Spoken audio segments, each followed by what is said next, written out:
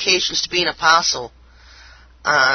They had to have, in order to be qualified as an apostle, they had to have accompanied the other disciples and walked with Yahushua while he was here on earth, beginning from the baptism of John till his resurrection, and the person had to have personally witnessed his resurrection. And so there were two appointed at that time. There was Barsabas and Matthias, and of course the lots fell on Matthias. But that was the qualifications that were outlined by Peter to become an apostle.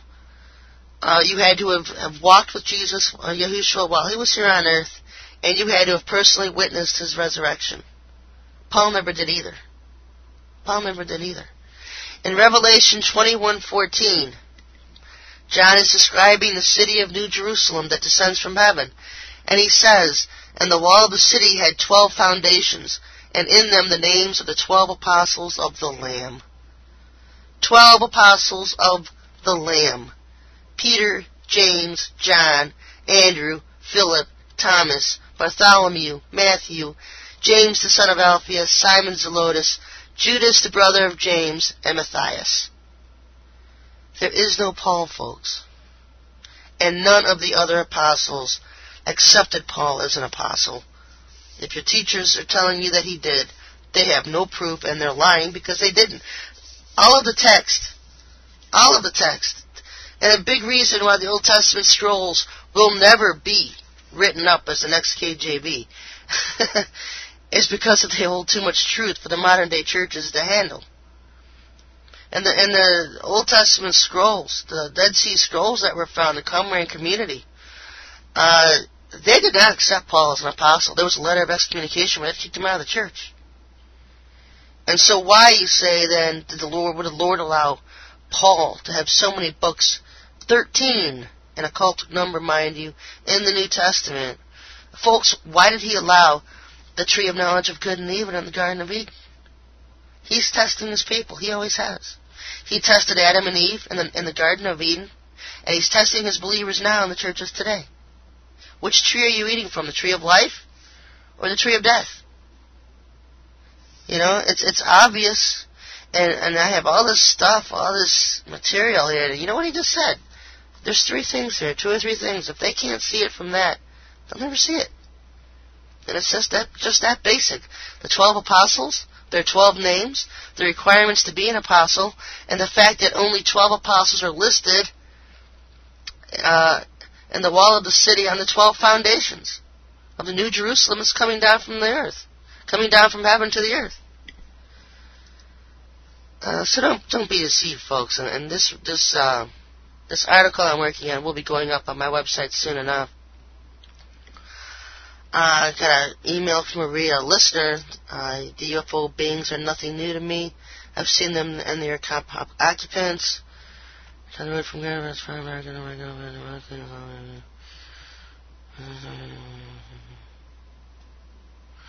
Why did I not start investigating it until 3 years ago? I think somehow Yahushua or one of his angels is involved. What do you think?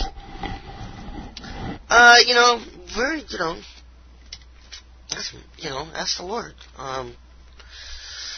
The Lord leads. When he wants you to learn something, he'll lead you to it. He'll lead you to where you need to be. And sometimes we're just blinded to things. Sometimes we have blinders over our eyes because he doesn't want us acting on anything just yet. But that's not always the case. Sometimes, it could be nefarious other reasons, beings that want you to get involved with something. And so just seek the Lord. Just seek the Lord. If it's the Lord, something is of the Lord, he always brings it back and back and back and back. He doesn't just give up on you and call your names and walk away. And I find that's the easiest way to tell about this elf god. Because so many people ask me, how can you tell the difference between the Lord's voice and elf technology from the military that's mimicking God's voice? We're just demonic beings. And I was, the Lord has a still small voice that speaks to your spirit, where elf technology and demonic beings speak to your head. And if you really want to get them going, when they start speaking to your head and you're paying attention, you realize that what you're hearing is coming to your head and your brain and not your heart.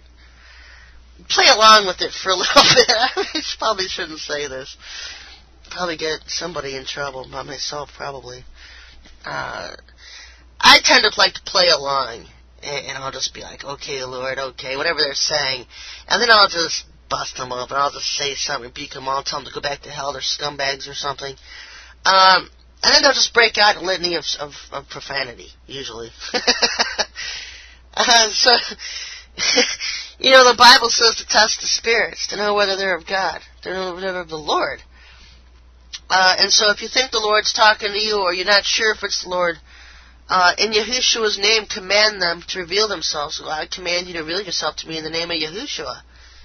And if it's Yahushua, which most of the times it's not, because if you have to, 90% of the time Satan's going to try to get one in before the Lord is.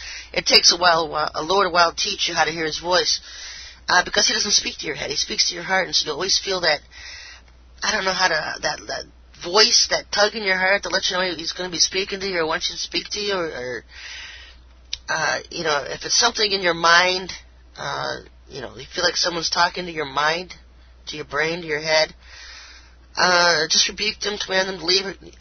Sometimes it's just easier just to rebuke them altogether. I tend to just call them scumbags and they go back to hell in Yeshua's name, and because I don't want them to reveal themselves. I don't want to know who they are. I know who they are. Sometimes you just get more than what you really want. What you need. I don't want them to hear their names or who they are or what rank they are or whatever, and they usually just become very vile anyway and angry that they're ousted, they're busted. You're not going to be listening to them. It's just this whole spiritual thing takes a while, folks, to learn how to hear the Lord's voice and be led by Him. And that's why I'm always saying, never too late to start. Got an email this week. Just put it on my Oregon list. And the New Age is getting ready to march. I typically don't read all of their stuff, but I do stay up to date on some of the stuff they put out, just so I know where they're at. And this would be the whole Sananda and Maitreya and Saint Germain gang, and I talk about them off and on for my radio show for years. But they've sent out an email, an update this week, talking about where they're ready to install a new president of the United States. And so haven't we been listening to this one for years? Haven't we? Also claiming that, because they've been threatening to throw Cheney and Bush in prison for years. And, we really wouldn't lose a whole lot of sleep. But the mere fact is once those two are gone, we're not getting anything better, folks. We just get something worse, especially these people. I mean, they're coming as ascended masters. With the Earth Cleansing Program. And you know what? It just floors me that so many New Agers can follow them online and never fully comprehend what these beings are telling them. I mean, he's telling right here in this update that he's got 25,000 star folks on the ground right now that are continuing to increase their numbers. That's 25,000 humans that have been soul scalped by aliens. It's basically what it is.